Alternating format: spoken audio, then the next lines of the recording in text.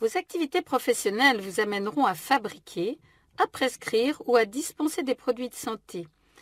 Développons la prescription. En effet, la fabrication et la dispensation vous seront présentées techniquement, l'une par les galenistes et l'autre par les pharmaciens cliniciens. Leurs aspects juridiques seront développés par moi-même en 5e année, tout au moins pour les pharmaciens. Nous verrons en premier ce que l'on prescrit, c'est-à-dire le produit. Nous n'envisageons pas cette année les services. Et ensuite, qui est autorisé à prescrire, c'est-à-dire le prescripteur. La prescription, 2 sens pour un seul mot, support et contenu. La prescription peut donc être considérée comme un support. Voyons donc la prescription comme support. Mais support de quoi? Comment peut-on définir ce support?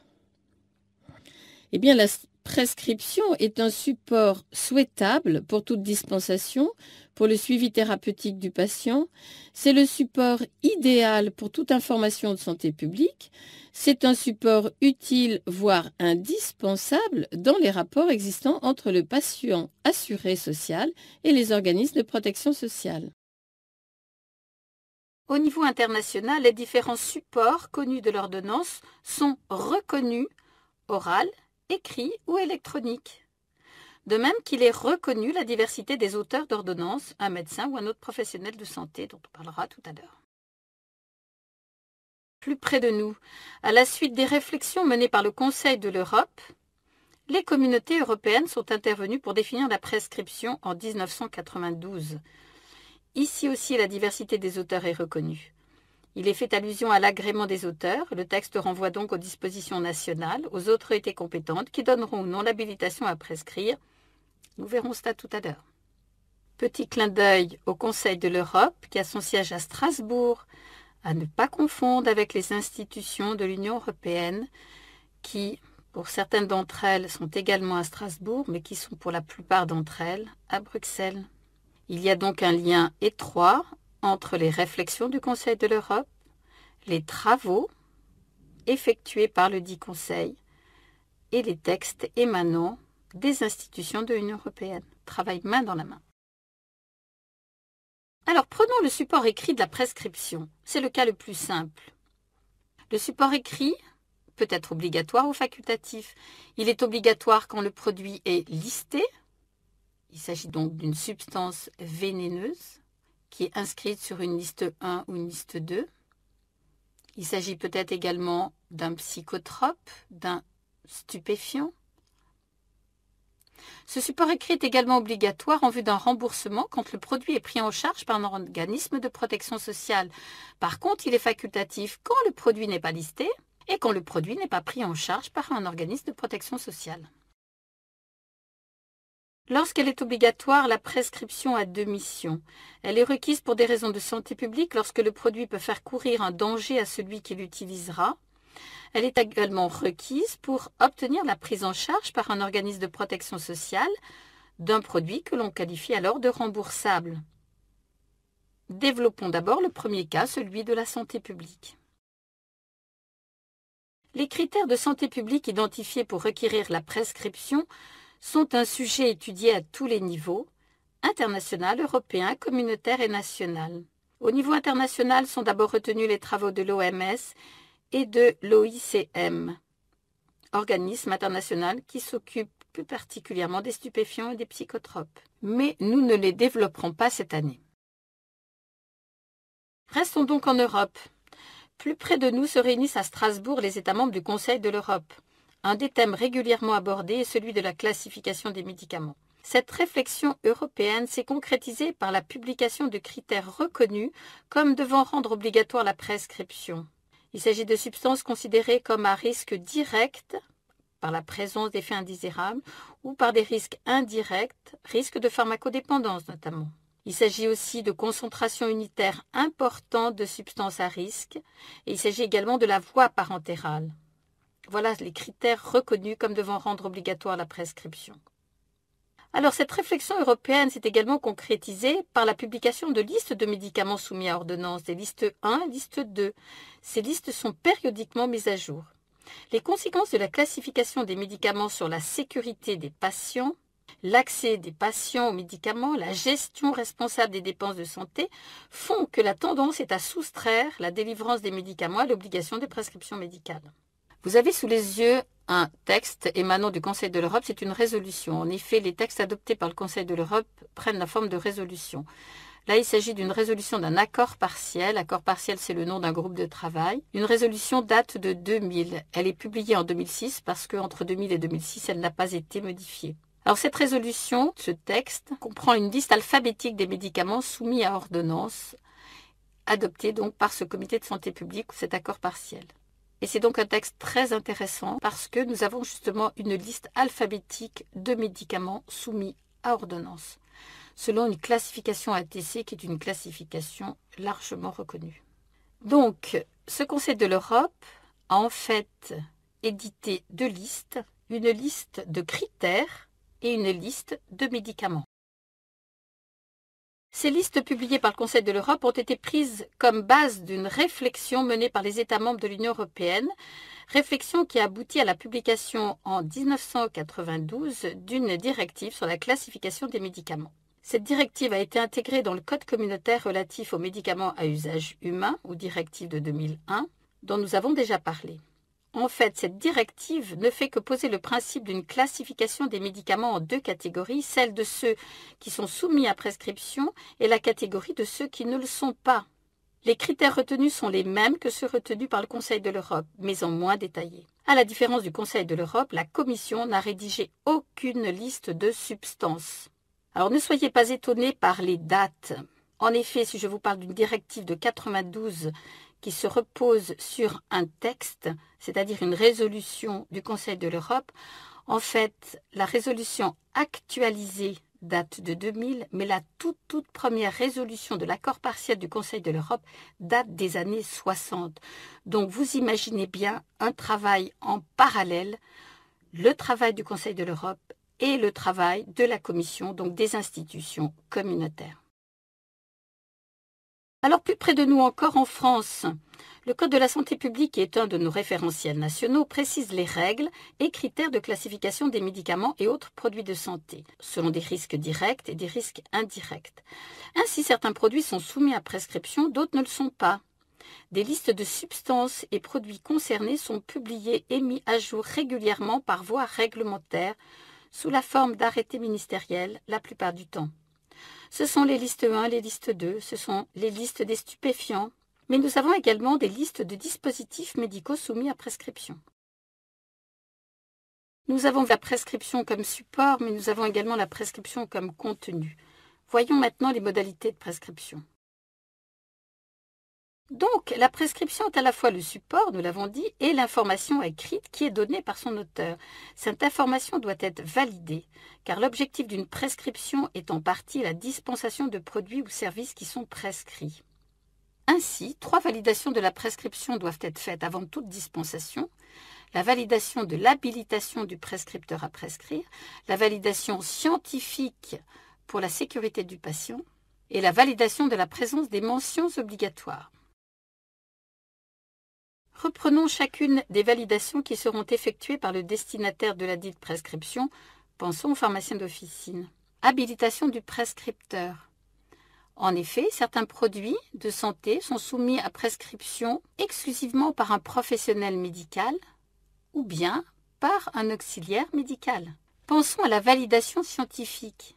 En quoi consiste cette validation scientifique? Eh bien, elle consiste à rechercher d'éventuelles contre-indications, d'éventuelles interactions. Enfin, le dispensateur, c'est-à-dire le pharmacien d'officine, devra également valider la présence des mentions obligatoires. Les mentions obligatoires sont très nombreuses, qu'elles concernent le prescripteur, le patient, le produit ou le service. En ce qui concerne le prescripteur, pensons à la carte professionnelle de santé qui se met en place et qui se développe et qui est destinée à l'ensemble des professionnels de santé dans les années à venir. Les mentions obligatoires relatives aux produits permettent de ne pas faire d'erreur, de donner le bon produit au bon patient.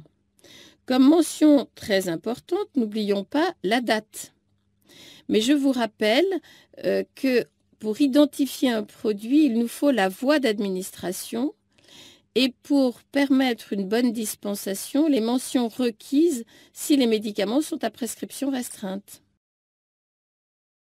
Alors après la prescription, voyons maintenant les prescripteurs. Quels sont les prescripteurs autorisés ou habilités à prescrire des produits de santé? Au cours de ces 10 dernières années, le nombre des prescripteurs autorisés ou habilités a augmenté. Aux membres des professions médicales, qui se trouvent dans la partie 4, livre 1 du Code de la santé publique, se sont ajoutés les auxiliaires médicaux qui appartiennent à la partie 4, mais livre 3 du Code de la santé publique, et notamment les infirmiers, les masseurs kinésithérapeutes et les pédicures podologues. Notez que les sages-femmes appartiennent aux professions médicales. Mais vous en étiez convaincus, bien entendu. Les pharmaciens délivrent certains produits exclusivement sur prescription de prescripteurs habilités. Mais parmi les prescripteurs autorisés, tous ne sont pas globalement habilités. Seuls les médecins le sont sur la base du principe de la liberté de prescription. Ainsi que vous voyez, les dentistes sont des prescripteurs autorisés, mais pour l'art dentaire, les vétérinaires pour le soin des animaux et les sages-femmes sous certaines conditions que nous évoquerons tout à l'heure. Alors, lorsqu'il s'agit de médicaments non listés, mais qui font quand même l'objet d'une prescription, le pharmacien ne pourra donc délivrer ces médicaments que si le prescripteur est autorisé à les prescrire. J'insiste sur le fait que nous raisonnons à partir du Code de la santé publique et donc avec un objectif de protection de la santé. Je ne parle absolument pas des conditions requises pour la prise en charge de ces produits par les organismes de protection sociale. Nous sommes dans le Code de la santé publique. Alors prenons nos prescripteurs et essayons de trouver les articles relatifs à l'exercice de leur profession en relation avec la prescription. Prenons le cas des médecins, nous avons bien sûr le Code de déontologie médicale avec les articles 8 et 34 que vous avez sous les yeux et que je vous laisse lire attentivement. Notez bien que nous sommes toujours dans le Code de la santé publique puisque ce sont des articles qui ont été codifiés. C'est la raison pour laquelle vous avez un article 8 mais qui est présenté comme étant l'article R4127-8 du Code de la santé publique. C'est donc l'article 8 du Code de déontologie médicale, j'insiste, pour qu'il n'y ait pas de confusion. Et vous voyez bien que même dans le Code de la santé publique, il est précisé que le médecin doit limiter ses prescriptions à la qualité, la sécurité et à l'efficacité des soins, qu'il doit formuler ses prescriptions avec toute la clarté indispensable et s'efforcer d'en obtenir la bonne exécution. Un autre article du Code de déontologie, donc l'article 70, que l'on retrouve donc, puisqu'il a été codifié dans le Code de la santé publique à l'article R4127-70, précisait que tout médecin est en principe habilité à pratiquer tous les actes de diagnostic, de prévention et de traitement. Il y a donc une grande liberté de prescription pour le médecin. Cependant, il ne doit pas formuler des prescriptions dans des domaines qui dépassent ses connaissances, son expérience et les moyens dont il dispose. Article très important pour l'exercice médical. Alors, nos amis les dentistes, eh bien, les chirurgiens dentistes peuvent prescrire tous les actes, produits et prestations nécessaires à l'exercice de l'art dentaire. Nous avions évoqué tout à l'heure un exercice sous condition. Eh bien, cela, c'est limité à l'exercice de l'art dentaire. Mais nous retrouvons également les mêmes informations, puisqu'il est libre de ses prescriptions, mais qui doit les limiter à la qualité, à l'efficacité des soins. Et nous sommes toujours, encore une fois, en santé publique. Notre prescripteur, le vétérinaire. Les pharmaciens délivrent les médicaments inscrits sur les listes 1 et 2 ainsi que les stupéfiants sur prescription ou sur commande à usage professionnel d'un vétérinaire pour la médecine vétérinaire. Donc là, nous voyons bien que le vétérinaire est compétent pour la médecine vétérinaire et qu'un pharmacien ne délivrera des médicaments prescrits par un vétérinaire que pour la médecine vétérinaire. Alors voyons le cas des sages-femmes. Eh bien, il y a un droit de prescription pour les sages-femmes. Nous avons ce droit qui est affirmé à la fois dans la partie législative du Code de la santé publique et dans la partie réglementaire. Mais c'est un droit qui est limité puisque Le code précise que les sages-femmes peuvent prescrire les dispositifs médicaux dont la liste est fixée par l'autorité administrative, qu'elles peuvent également prescrire des médicaments qui figurent sur une liste. Nous retrouvons également, en tant que profession médicale, les mêmes informations concernant la prescription. La sage-femme doit formuler ses prescriptions avec clarté, elle doit veiller à la bonne compréhension en vue d'obtenir la bonne exécution du traitement. Alors voici quelques extraits des textes et de ces fameuses listes. Listes pour les médicaments. Vous voyez donc que ce sont bien des produits en relation avec l'activité de la sage-femme, la grossesse et l'accouchement. Et vous avez là un extrait de la liste relative aux dispositifs médicaux que peut prescrire la sage-femme, toujours des articles en relation avec la grossesse et l'accouchement et les suites de l'accouchement. Je répète, nous sommes toujours là dans le domaine de la santé publique. Alors nous avons vu qu'au cours de cette dernière décennie, d'autres prescripteurs étaient venus rejoindre les professions médicales. Donc ces prescripteurs, ce sont les infirmiers, les masseurs kinésithérapeutes, les pédicures podologues, ce sont les auxiliaires médicaux dont nous avons parlé tout à l'heure et pour lesquels l'autorisation est très récente. Alors pour les infirmiers, eh bien la prescription est très cadrée. Et d'ailleurs, pour les autres auxiliaires médicaux, vous verrez que c'est la même chose. En effet, il est prévu que des infirmiers, lorsqu'ils agissent sur prescription médicale, ce qui veut dire qu'un infirmier n'est prescripteur que s'il est en relation avec son patient par rapport à une prescription d'un médecin. C'est donc à l'intérieur de cette activité sur prescription médicale qu'il va pouvoir prescrire. C'est très important. Et bien sûr, sauf indication contraire du médecin. En d'autres termes, un infirmier ne peut pas prescrire à un patient qui est son patient en dehors de tout contrôle médical. Donc après un article du Code de la santé publique, vous avez là un arrêté qui donne beaucoup plus de précision quant à l'exercice de la prescription par les infirmiers. Et vous voyez notamment prescription de compresses stériles, de dispositifs médicaux et accessoires communs pour les incontinents urinaires, fécaux et stomisés. Et j'insiste bien sur les petits mots de coordination. Là, vous avez, pendant la durée d'une prescription médicale, d'une série d'actes infirmiers et dans le cadre de l'exercice de leurs compétences. Vous retrouvez exactement le même esprit pour les masseurs kinésithérapeutes.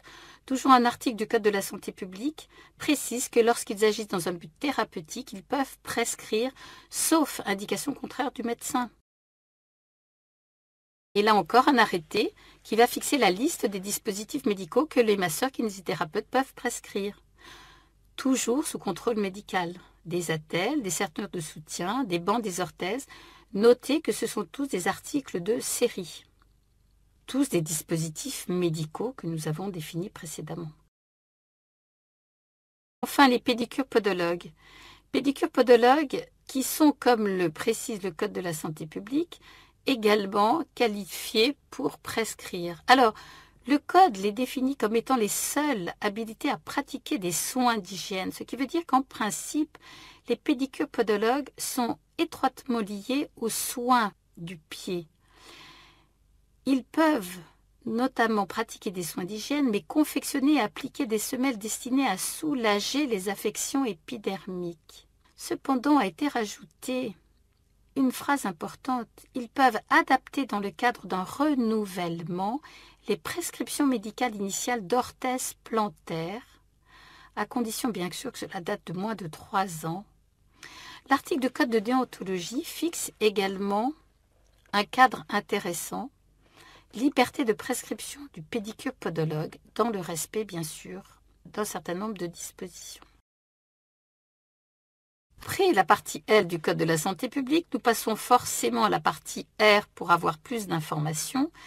Et toujours, précision intéressante, quand vous avez un article L avec un certain chiffre, maintenant, depuis la réforme du Code de la santé publique, vous avez la précision dans le même article, mais non plus L, mais R. Donc faites très attention et vous avez une chance phénoménale par rapport à vos camarades qui vous ont précédé sur les bancs de la faculté, c'est que Autrefois, nous avions des chiffres totalement différents, ce qui était quand même beaucoup plus compliqué. Maintenant, vous avez le même chiffre, simplement, soit c'est d'origine législative et c'est L, soit c'est d'origine réglementaire et c'est R. Voilà, donc là, vous avez par voie réglementaire, donc, un certain nombre d'informations sur l'activité de prescription des pédicures podologues. Des topiques à usage externe, des pansements, figurant sur une liste, donc une activité encore très cadrée, et puis, bien sûr, prescription de prothèses et d'orthèses. Pensez bien à la différence qu'on a faite entre les prothèses et les orthèses. Voilà, et avec les pédicures podologues, eh bien, se termine notre intervention sur la prescription et les prescripteurs. Merci de votre attention.